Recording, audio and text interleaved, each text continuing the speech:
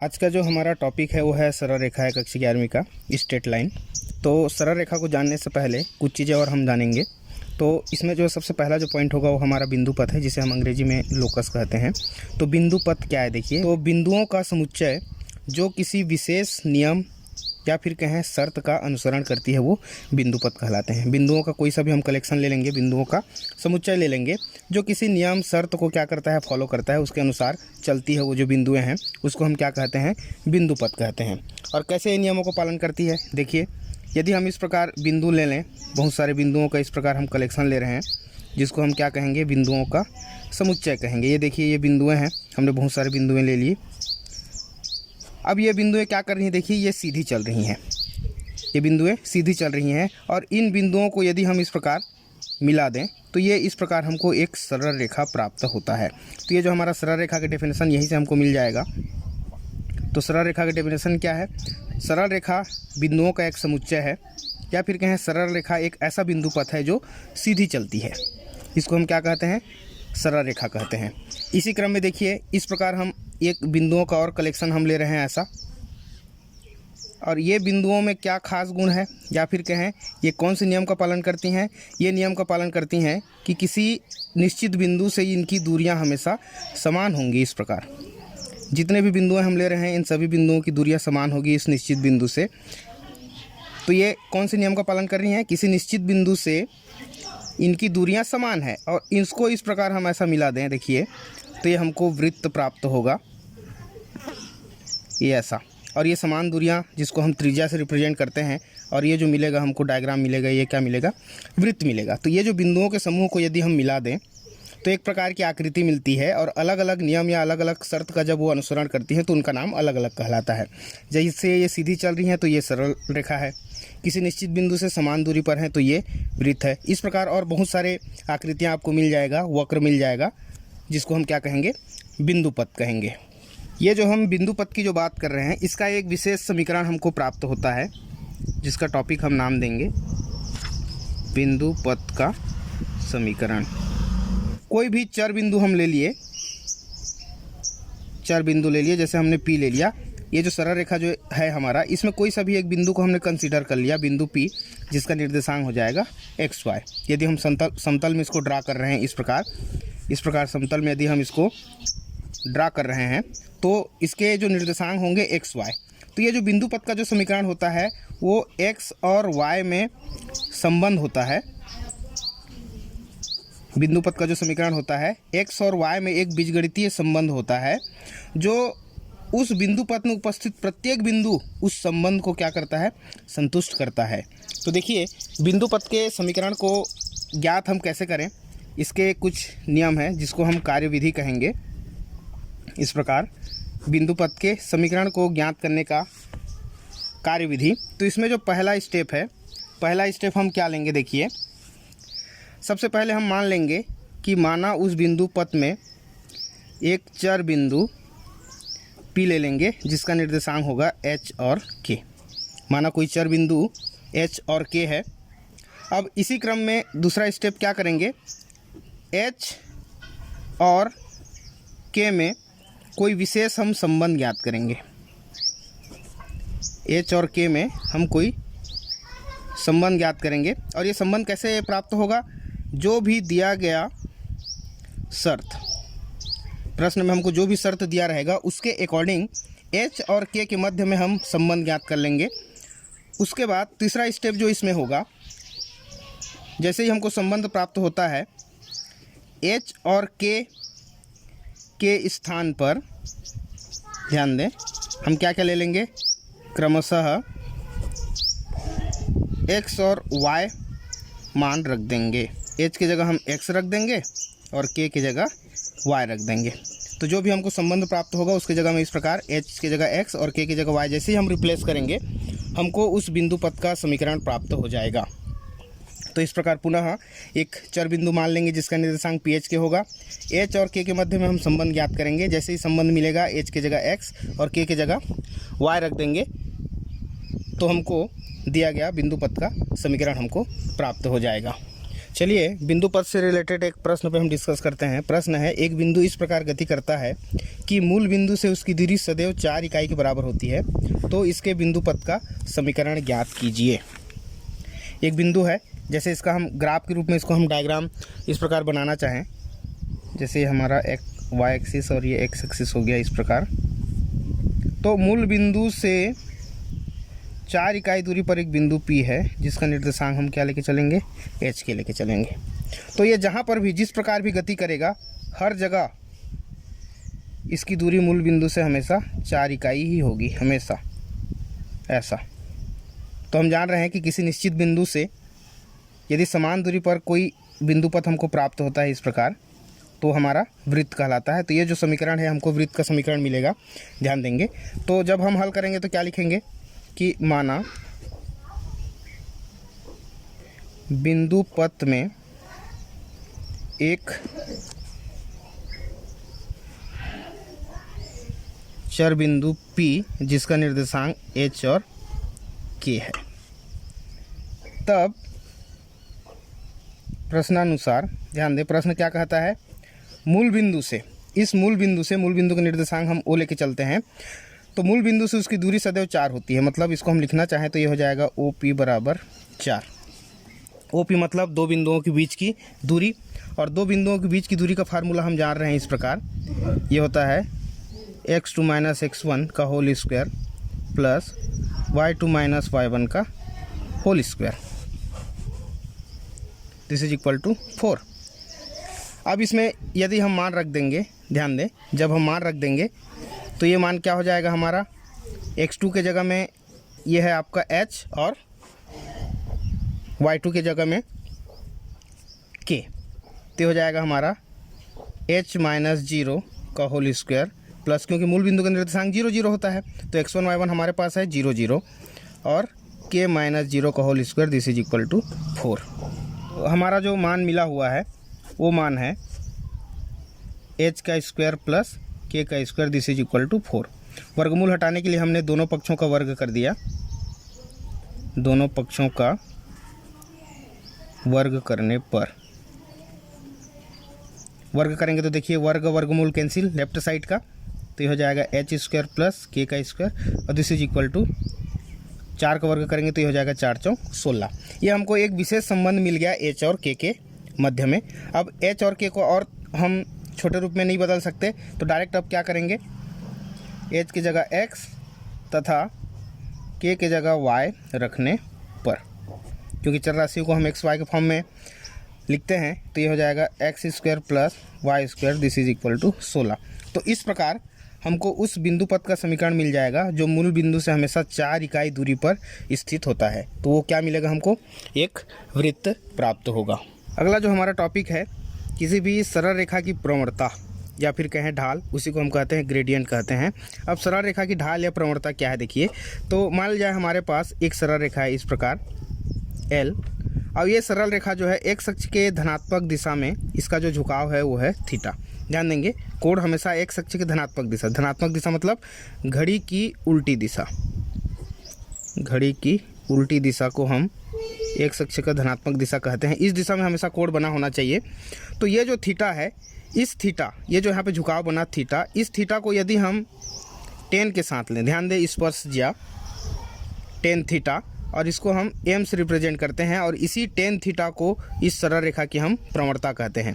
किसी भी सरल रेखा का x अक्ष के साथ जो झुकाव है उसको यदि हम टेन के साथ लें, स्पर्शज्या के साथ लें, तो वो सरल रेखा की प्रवणता कहलाती है, जिसको हम m से रिप्रेजेंट करते हैं। तो इस प्रकार किसी भी सरल रेखा की प्रवणता जो होगी वो टेन थीटा होगी, जिसको हम m से रिप्रेजेंट करेंगे। अब ध्यान दें, ये जो थीटा है या फिर कहें सरल रेखा का जो झुकाव है x अक्ष के साथ जो बनाया गया कोण है, वो प्रवणता के मान को किस प्रकार अलग अलग तरीक़ा से बनाएगा, या फिर कहें प्रवणता किस प्रकार इस थीटा पे निर्भर करेगा। तो उसके लिए हम पहला केस देखेंगे कि मान लिया जाए थीटा इक्वल टू क्या है हमारे पास, 0 अंश है, थीटा इक्वल टू 0 अंश है। तो यहाँ पे देखिए प्रवणता हमको क्या मिलेगा, प्रवणता मिल जाएगा टेन जीरो का मान होता है 0 इस प्रकार। तो थीटा इक्वल टू 0 डिग्री मिल रहा है, इसका मतलब क्या है कि x अक्ष के क्या होगा, ये इस प्रकार समांतर सरल रेखा हमको प्राप्त होगा। यदि थीटा इक्वल टू 0 है मतलब एक्स अक्ष के क्या होगा, वो समांतर होगा। ये एक्स अक्ष के समांतर वाली केस है कि सरल रेखा यदि एक्स अक्ष के समांतर हो।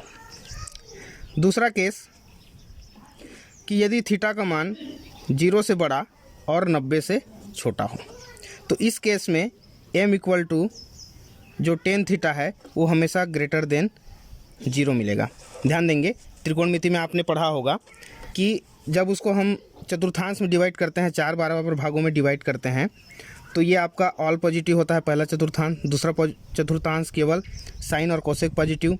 तीसरा चतुर्थांश टेन और कॉट पॉजिटिव। और चौथा चतुर्थांश कॉस और सेक पॉजिटिव होता है। तो इस प्रकार से अगर पहले चतुर्थांश की बात करें तो ये 0 और 90 के बीच में आ रहा है कोण, तो पहले चतुर्थांश में टेन थीटा हमेशा क्या होगा, पॉजिटिव होगा। और तीसरे चतुर्थांश में टेन थीटा पॉजिटिव होता है। तो हम तो केवल 0 से 90 के बीच की बात कर रहे हैं, मतलब पहला चतुर्थांश है ये। तो यहाँ पे टेन थीटा का मान हमेशा 0 से बड़ा होगा, या फिर कहें हमको हमेशा यहाँ पे धनात्मक प्रवणता मिलेगी। अब तीसरा जो केस है, देखें तीसरा केस क्या हो जाएगा, यदि थीटा का मान 90 से बड़ा और 180 से छोटा हो। तो इस स्थिति में देखिए हम कौन से चतुर्थांश की बात कर रहे हैं, हम तीसरे चतुर्थांश की बात कर रहे हैं जब थीटा का मान 90 और 180 के बीच में हो। तो इस स्थिति में हमको ये जो m है टेन थीटा, ये हमको 0 से छोटा देगा, मतलब ऋणात्मक मान देगा। और एक अंतिम केस यहाँ पे हम देखेंगे, चौथा स्थिति, जब थीटा का मान क्या हो, 90 अंश हो। ध्यान दे, थीटा का मान जब 90 अंश हो तो टेन 90 हमको क्या देगा, इनफाइनाइट देगा। इनफाइनाइट का मतलब क्या, अपरिभाषित। 1090 का मान हम जानते हैं पहले से कि 1090 का मान इनफाइनाइट होता है, अनडिफाइंड होता है, मतलब 1090 परिभाषित नहीं है। तो इस स्थिति में थीटा इक्वल टू 90 डिग्री का क्या मतलब, यहाँ पे देखिए थीटा इक्वल टू 90 डिग्री मतलब इस प्रकार एक्स अक्ष के लंबवत कोई सरल रेखा है, ये हमारा कितना बनेगा, यहाँ पे 90 अंश का कोण बनेगा, या फिर कहें वाई अक्ष के समांतर। तो ये जो स्थिति है हमारा, ये कौन सी स्थिति है, एक्स अक्ष के लंबवत, एक्स अक्ष के लंबवत। तो हमने जो 4 स्थितियाँ देखा यहाँ पे, जिसमें पहला जो एक्स अक्ष के समांतर और अंतिम जो एक्स अक्ष के लंबवत, इन दोनों केसों में प्रवणता हमारे लिए अपरिभाषित होता है, क्योंकि पहले में 0 मिलता है प्रवणता और दूसरे में इनफाइनाइट मिलता है। तो इस प्रकार सरल रेखा की प्रवणता की 4 स्थितियाँ, जिसमें पहले चतुर्थांश में धनात्मक मिलेगा और दूसरे चतुर्थांश में टेन थीटा का मान हमको ऋणात्मक प्राप्त होता है। प्रवणता से संबंधित एक प्रश्न पे हम डिस्कस करते हैं। यदि कोई सरल रेखा एक्स अक्ष से 60 अंश का कोण बनाते हुए खींची गई है, तब इस रेखा की प्रवणता ज्ञात कीजिए। तो देखिए यहाँ पे थीटा इक्वल टू हमको जो दिया गया है वो 60 अंश दिया गया है, और चूंकि हम प्रवणता m बराबर जानते हैं टेन थीटा, अभी हमने थ्योरी में देखा, और थीटा का मान यहाँ पे 60 डिग्री दिया हुआ है, तो ये हम ले लेंगे tan 60 degree m equal to, और टेन 60 का मान हम ऑलरेडी जानते हैं, 10वीं लेवल का ये प्रश्न है, टेन 60 का मान होता है वर्गमूल 3। तो इस प्रकार इस सरल रेखा की जो प्रवणता होगी वो वर्गमूल 3 होगी, जो एक्स अक्ष के धनात्मक दिशा में 60 अंश का कोण बनाती है। अगला जो हमारा टॉपिक है वो है 2 बिंदुओं से होकर जाने वाली रेखा की प्रवणता। एक ऐसे सरल रेखा की हम प्रवणता ज्ञात करेंगे जो 2 बिंदुओं से होकर गुजरती है। तो चलिए हम इस प्रकार ग्राफ से पहले समझते हैं इसको कि किस प्रकार 2 बिंदुओं से गुजरेगी। ये हमने वाई अक्ष ले लिया, ये हमने एक्स अक्ष ले लिया, ये मूल बिंदु O। हमने यहाँ पे एक सरल रेखा ले लिया, ये इस प्रकार L, जो 2 बिंदुओं से होकर गुजर रही है। एक का निर्देशांक हम A ले रहे हैं, जिसका निर्देशांक हो जाएगा x1 y1, और दूसरा बिंदु B है जिसका निर्देशांक है x2 y2। तो ये इन 2 बिंदुओं से होकर गुजर रही है सरल रेखा, और इसकी हम प्रवणता ज्ञात करेंगे। अब जैसे इस सरल रेखा को हम इस प्रकार आगे बढ़ाते हैं, ऐसा देखिए, तो ये एक्स अक्ष के धनात्मक दिशा में यहाँ पर मान लेते हैं कि थीटा कोण बनाता है। तो 2 बिंदुओं से जाने वाली रेखा की प्रवणता हम कैसे ज्ञात करेंगे, उसके लिए हम एक थ्योरी देख रहे हैं इसमें। तो मान लिया कितना अंश का कोण बनाता है, थीटा अंश का कोण बनाता है। देखिए, तो थीटा यदि कोण बनाता है तो हमारी जो प्रवणता होगी, इसको पहले जो हमने देखा वो प्रवणता होगी टेन थीटा। मतलब इस ज्यामितीय आकृति में हमको टेन थीटा ज्ञात करना है, हमको स्वतः ही प्रवणता मिल जाएगी। तो उसके लिए देखिए हमको थोड़ा सा एक प्रोसेस करना पड़ेगा। और क्या प्रोसेस, देखिए ये जो बिंदु A है जिसका निर्देशांक x1 y1 है, यदि इससे हम x अक्ष पे यहाँ पे ऐसा लंब डाल दें जिसका हम नाम दे रहे हैं m, तो मूल बिंदु से इसकी जो दूरी है ये हो जाएगी x1, और y अक्ष पे यदि हम ऐसा लंब डालते हैं तो ये जो दूरी है ये हो जाएगी y1। इसी क्रम में यदि b से हम लंब डालते हैं x अक्ष पर, हमने इसको नाम दिया n, तो मूल बिंदु से इसकी जो दूरी हो जाएगी ये हो जाएगी x2, और उसी प्रकार बिंदु B से यदि हम y अक्ष पे हम लंब डालें,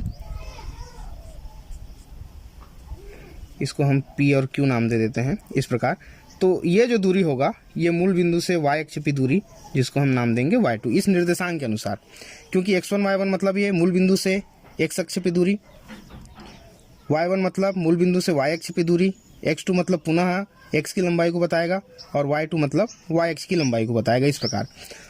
अब इसमें एक त्रिकोणमिति निर्माण करने के लिए हम क्या करते हैं, x अक्ष के समांतर a से हम एक रेखा खींचते हैं जो a से होकर गुजरे, बिंदु a से होकर गुजरे, इसको हम नाम दे देते हैं AC। इस कटान बिंदु को हमने नाम दिया AC। तो क्या किया हमने, AC पैरेलल x अक्ष खींचा। ध्यान देंगे तो ध्यान दें, ये जब AC और x अक्ष दोनों समांतर होंगे तो ये जो सरल रेखा है ये एक तिर्यक-छेदी रेखा का काम करेगा, और तिर्यक-छेदी रेखा का काम करेगा तो ये कोण और ये कोण दोनों क्या होंगे, संगत कोण होंगे। तो ये कोण भी हमारा क्या हो जाएगा, थीटा हो जाएगा, क्योंकि जब दो समांतर रेखाओं को एक तिर्यक-छेदी रेखा काटती है तो संगत कोण बराबर होते हैं। तो यदि ये थीटा है तो ये भी थीटा हो जाएगा। अब देखिए समकोण त्रिभुज ABC में, इस त्रिभुज में देखिए tan थीटा बराबर हमको क्या मिलने वाला है, tan थीटा बराबर होता है लंब बटे आधार, पूरा हम 10वीं लेवल के आधार पे ले रहे हैं इसको, लंब बटे आधार। तो इस डायग्राम के अनुसार लंब कौन है, न्यून कोण के सामने वाली भुजा, ये हो जाएगी BC, और आधार कौन है, AC। ध्यान दें, BC अपॉन में AC। अब BC और AC क्या चीज़ है, इसी चीज़ को हमको समझना है। तो जब भी इस प्रकार की ज्यामितीय आकृति बनता है, ध्यान दें ये देखिए, तो ये हमेशा यहाँ पे एक आयत बनता है, मतलब आमने सामने की भुजाएं बराबर होती हैं। तो ये जो AC है वो किसके बराबर है, MN के बराबर। तो इस AC की जगह में हम लिख सकते हैं MN।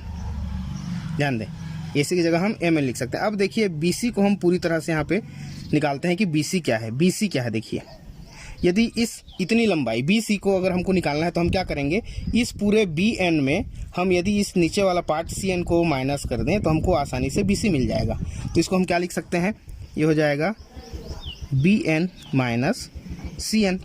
और जब B से हमने लंब डाला है x अक्ष पे और y अक्ष पे, तो देखिए ये BN किसके बराबर होगा, ये हमारा QO के बराबर होगा, जो कि क्या है, y2 है। तो BC की जगह हम लिख सकते हैं y2 माइनस CN क्या है, देखिए CN, और ये यहाँ से डाला गया लंब है मूल बिंदु से दूरी P की, तो ये हो जाएगा y1।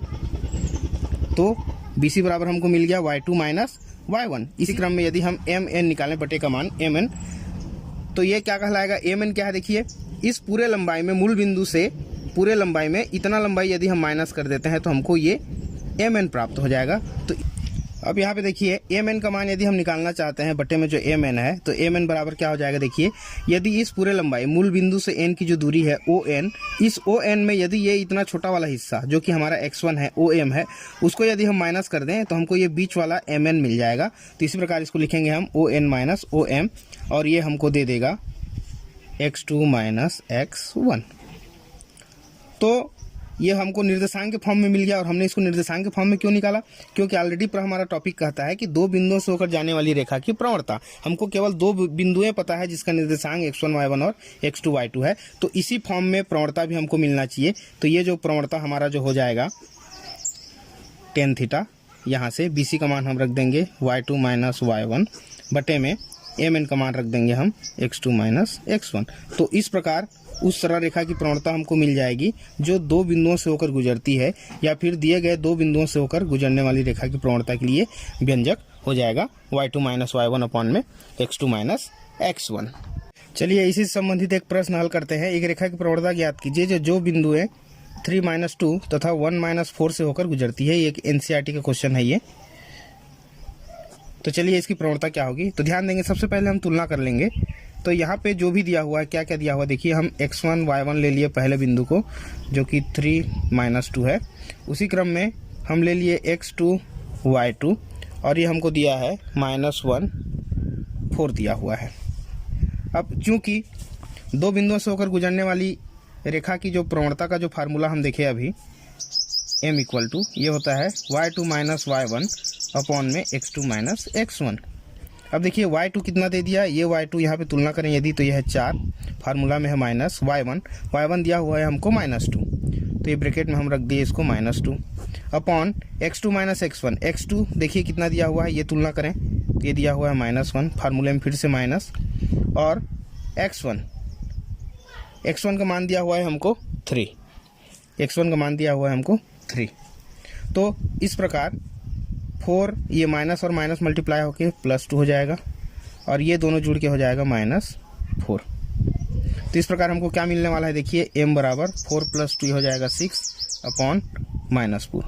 ये जो है 2 से कटने वाला है, 2 × 3 = 6, 2 × 2 = 4, तो इस प्रकार -3/2।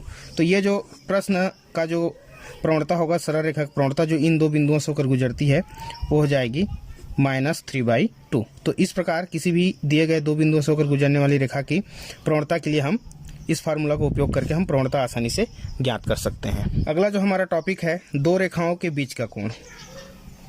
तो मान लेते हैं हमारे पास AB एक सरल रेखा है जो x अक्ष के धनात्मक दिशा में इस प्रकार θ1 कोण बनाता है, और CD कोई दूसरी रेखा है जो x अक्ष के धनात्मक दिशा में यहाँ पे देखिए ये थीटा कोण बनाता है, θ2 कोण बनाता है। पहले के लिए हमने θ1 लिया, दूसरे के लिए θ2 लिया, और दोनों रेखाएं एक दूसरे को यहाँ पे इस बिंदु P पे एक दूसरे को प्रतिच्छेद करती हैं। और मान लिया जाए यहाँ पे अंदर की ओर बनने वाला जो कोण है वो थीटा है, और ये जो थीटा है ये दोनों रेखाओं के बीच का कोण है। इसी थीटा को हमको ज्ञात करना है। अब चूंकि हम प्रवणता फॉर्म जान रहे हैं यहाँ पे, तो पहली रेखा की यदि हम प्रवणता देखें, पहली रेखा की प्रवणता, इसको हम ले लेते हैं m1, और ये क्या दे देगा हमको tan θ1। इसी प्रकार दूसरी रेखा की यदि हम प्रवणता देखें, दूसरी रेखा की प्रवणता जिसको हम नाम देंगे m2, और ये हो जाएगा tan θ2। तो इस प्रकार हमको दोनों सरल रेखाओं की प्रवणता हमने ले लिया m1 और m2। अब इनके मध्य बनने वाला कोण है थीटा, इनके मध्य बनने वाला कोण थीटा है, और हमको थीटा ज्ञात करना है। तो थीटा ज्ञात करने के लिए देखिए, यदि हम एक त्रिभुज लें यहाँ पे, कौन सा त्रिभुज APC में, ये त्रिभुज यहाँ पे त्रिभुज APC में यहाँ पे लें, तो देखिए θ2 जो है इस त्रिभुज के बाहर बना हुआ कोण है। ये θ2 जो है इस त्रिभुज के बाहर बना हुआ कोण है, और बहिष्कोण से हम जानते हैं, बहिष्कोण प्रमेय से, ये भी 10वीं लेवल का ही प्रमेय है, बहिष्कोण प्रमेय से। बहिष्कोण प्रमेय क्या कहता है कि बाहर बना हुआ कोण अंदर बने हुए दो कोणों के योगफल के बराबर होता है, अर्थात θ2 बराबर θ प्लस θ1 होता है। और थीटा क्या है हमारा, यहाँ पे बाहर बना हुआ कोण है, और यदि हम थीटा निकालना चाहें देखिए, तो θ1 को इधर पक्षांतर करेंगे तो ये हो जाएगा θ2 - θ1, या फिर थोड़ा सा लिखने का ढंग हम बदल दें तो हो जाएगा θ2 - θ1। चूँकि यहाँ पे बने हुए सभी कोणों को हम tan के फॉर्म में ले रहे हैं, इसलिए दोनों पक्षों में यदि हम tan ले लें तो ये हो जाएगा tan θ, और ये हो जाएगा tan θ2 - θ1। तो देखिए यहाँ पे हम tan A - B का फार्मूला लगा सकते हैं, तो हो जाएगा tan A minus tan B upon में 1 plus tan A into tan B। अब यहाँ पे जो हमने प्रवणताओं को जो मान लिया हुआ है, इसको हम मान रख देते हैं यहाँ पे, यहाँ से tan θ1 बराबर m1 और tan θ2 बराबर m2, तो हो जाएगा m2 माइनस m1 अपॉन में 1 प्लस m1 इंटू m2। देखिए θ1 के मान को मैं पहले रख दिया, तो इस प्रकार हम tan θ निकाल सकते हैं। और यहाँ से यदि हम, चूँकि दोनों रेखाओं के बीच का कोण क्या है, थीटा है, दोनों रेखाओं के बीच का कोण थीटा है, तो थीटा निकालना चाहें तो थीटा बराबर क्या हो जाए, tan को जब इधर हम ले जाएं तो ये tan इनवर्स कहलाएगा, और ये हो जाएगा m2 माइनस m1 अपॉन में 1 प्लस m1 m2, ये इस केस में। तो इस प्रकार दो रेखाओं के बीच का कोण हम निकाल सकते हैं। अब इसमें ध्यान देने वाली बात क्या है, देखिए डायग्राम देखेंगे, ये जो थीटा है अंदर बना हुआ कोण है। लेकिन एक कोण यहाँ पे और बन रहा है, यहाँ देखिए बाहर की ओर बन रहा है एक कोण बाहर की ओर। अब ये क्या है, तो सी डी जब सरल रेखा है तो इस बिंदु पी पे बनने वाला जो कोण है वो रेखीय युग्म अभिगृहित से दोनों का योग कितना हो जाएगा, 180 अंश हो जाएगा। दोनों कोणों का योग 180 अंश हो जाएगा। तो ये मान कितना हो जाएगा, ये हो जाएगा 180 माइनस थीटा। यदि ये थीटा है तो ये 180 माइनस थीटा है। तो इस मान को हम 180 माइनस थीटा के फॉर्म में भी व्यक्त कर सकते हैं। तो चलिए उस केस में हमको थीटा का मान क्या मिलेगा। देखिए इस स्थिति में यदि थीटा अंदर की ओर बन रहा है कोण, न्यून कोण जो कि रहेगा हमारा न्यून कोण है, तो उस स्थिति में ये वैल्यू हमको हमेशा धनात्मक मान देगा, ये थीटा धनात्मक मिलेगा। लेकिन यदि बाहर की ओर बना हुआ कोण है, यदि कहने का मतलब न्यून कोण से अधिक है, 90 अंश से अधिक है माने अधिक कोण है यदि, तो ये हमको ऋणात्मक मान देगा। और इस मान को भी हम इसमें देख लेते हैं। तो देखिए ये पुनः ये वैल्यू हमको क्या देगा, इस थीटा की जगह हम क्या लेके चलते हैं, 180 माइनस थीटा लेके चलते हैं। तो हो जाएगा 180 minus theta equal to theta 2 minus theta 1। ध्यान देंगे मैं डायरेक्ट यहाँ से इस वैल्यू को ले रहा हूँ। तो दोनों पक्षों में 10 लेने पर ये हो जाएगा 10 180 माइनस थीटा, और ये हो जाएगा 10 फिर से थीटा 2 माइनस थीटा 1। और इसकी वैल्यू, ये अंतिम वैल्यू ये मिलने वाला है, मैं इसको डायरेक्ट रख देता हूँ। तो हो जाएगा m2 माइनस m1 अपॉन में 1 प्लस m1 इंटू m2। लेकिन 10 180 माइनस थीटा मतलब ये कौन से चतुर्थांश में है, यह दूसरा चतुर्थांश में, और दूसरे चतुर्थांश में 10 क्या होता है, ऋणात्मक होता है। ये हमको देगा माइनस 10 थीटा। तो 10 थीटा बराबर क्या हो जाएगा, minus m2 minus m1 upon में 1 प्लस m1 इंटू m2 देने वाला है। तो थीटा बराबर हो जाएगा 10 inverse minus m2 minus m1 upon में 1 प्लस m1 m2। इस प्रकार हमको थीटा का मान इस स्थिति में भी हम इस फार्मूले से ज्ञात कर सकते हैं। अब इन दोनों को यदि हम मिला जुला कर देखें, ये धनात्मक है, ये ऋणात्मक है, तो इन दोनों मानों को एक साथ लेकर चलें तो डायरेक्ट हम 10 थीटा का मान निकालना चाहें तो निकाल सकते हैं। और ये 10 थीटा हो जाएगा, ध्यान दें इसको हम मापांक में ले लेते हैं। तो ये हो जाएगा m2 माइनस m1 अपॉन में 1 प्लस m1 m2। तो ये फार्मूला जो है दोनों ही स्थितियों में काम आएगा, धनात्मक और ऋणात्मक दोनों ही स्थितियों में। इसी स्थिति में दो सरल रेखाओं के बीच का जो कोण हमने ज्ञात किया फार्मूला tan थीटा, उसी फार्मूले से थोड़ा सा कुछ निष्कर्ष हम देखेंगे कि यदि ये दोनों रेखाएं एक दूसरे के समांतर हों, दोनों रेखाएं यदि एक दूसरे के समांतर हो, जो रेखा हमने ए बी और सी डी लिया एक दूसरे की यदि समांतर हो, तो इस स्थिति में जो दोनों के बीच बनने वाला कोण है वो 0 होगा।